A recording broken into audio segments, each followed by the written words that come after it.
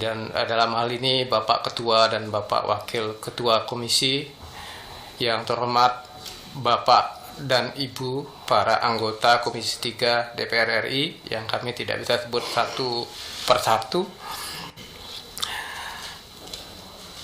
Pertama, izinkan kami mengucapkan terima kasih kami diperkenankan hadir pada forum yang sangat terhormat ini dalam rangka fit and proper tes untuk calon pimpinan KPK. Mohon izin kami mempresentasikan beberapa hal tentang visi atau pemikiran kami tentang pemberantasan korupsi di KPK. Pemberantasan korupsi dukungan dari pemerintah, DPR, dan juga dukungan dari lembaga lainnya. Oleh karena itu kami berusaha mengoptimalkan itu semua dengan dalam bentuk trilogi pemberantasan korupsi, yaitu pembangunan kesadaran yang pertama, yang kedua penguatan sistem, dan ketiga penindakan. Mohon izin karena kami sebagai auditor, kami menggunakan pendekatan pendekatan sebagai seorang auditor, di mana di akuntansi atau di dunia audit dikenal dengan segitiga fraud, atau bisa disamakan dengan segitiga korupsi di Indonesia. Bahwa korupsi itu terjadi karena adanya tekanan, karena adanya kesempatan, opportunity, dan karena ada rasionalisasi dari pelaku korupsi. Untuk itu maka kami menawarkan trilogi pemberantasan korupsi dengan cara dengan menggunakan pendekatan segitiga fraud itu. Yang pertama yaitu bagaimana kita bisa membangun kesadaran anti korupsi dari masyarakat kita semua. Jadi ini menurut kami adalah penting. Kemudian kedua, bagaimana kita menguatkan sistem pencegahan, diantaranya adalah pemerintah sudah punya strategi nasional pemberantasan korupsi, dan bagaimana mengefektifkan penindakan yang tetap profesional dan akuntabel. Nah, inilah yang kami istilahkan sebagai trilogi pemberantasan korupsi.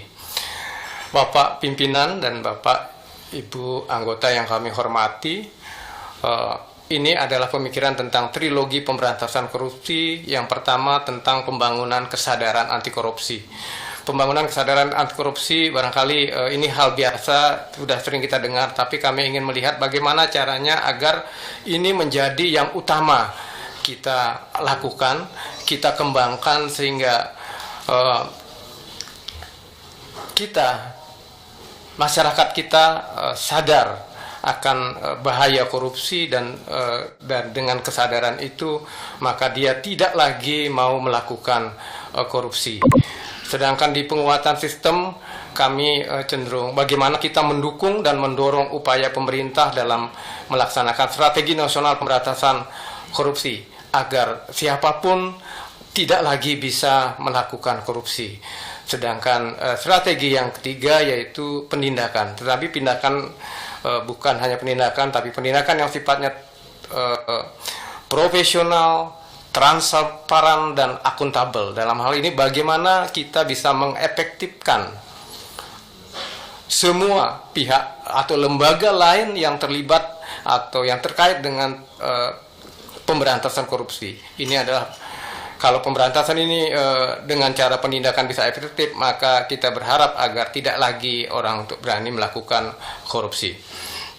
Kami lanjutkan tentang pembangunan kesadaran. Kami melihat ini adalah hal yang penting yang harus dilakukan,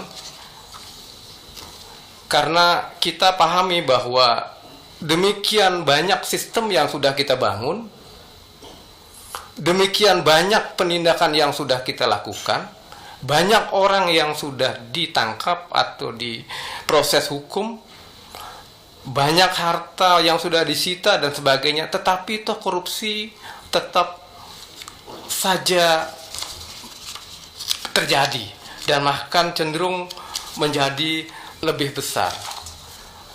Oleh karena itu kami melihat bagaimana kalau kita mulai dari manusianya dulu. Karena sekuat-kuatnya sistem, sebanyak-banyaknya kita menindak, kalau kesadaran itu tidak dibangun, maka orang akan bisa mengakali sistem. Maka orang cenderung tidak lagi takut melakukan kalau ditindak. Oleh karena itu kami menginginkan adanya suatu gerakan yang menyentuh hati nurani setiap orang, masyarakat kita, untuk tidak lagi melanggar atau melakukan korupsi. Karena disadari bahwa korupsi adalah sebuah kejahatan yang melanggar harkat dan martabat manusia. Ini bisa dilakukan dengan gerakan, tapi beberapa hal yang perlu kami beri penekanan adalah bagaimana kita bisa membangun budaya anti korupsi itu melalui berbasis keluarga. Karena di mana orang pertama kali dia berada dalam keluarga. Kalau di dalam keluarga itu sudah ditimbulkan kesadaran anti korupsi, maka ini akan lebih efektif, karena ketika dia keluar kesadaran itu sudah ada. Nah, dibangunlah kita melalui di keluarga, bahwa setiap orang harus sadar bahwa korupsi bukan hanya menimbulkan kerugian bagi pelaku, tetapi juga bisa berdampak kepada keluarga. Kita juga bisa di pemerintahan, tentu mungkin sudah sering dilakukan, di partai politik, di ormas, dan juga lembaga-lembaga keagamaan. Kami melihat lembaga keagamaan haruslah menjadi satu pilar penting dalam proses pemberantasan korupsi. Sedang di sisi lain, di sektor pendidikan formal, bagaimana kita bisa memasukkan ke dalam kurikulum muatan-muatan tentang anti korupsi.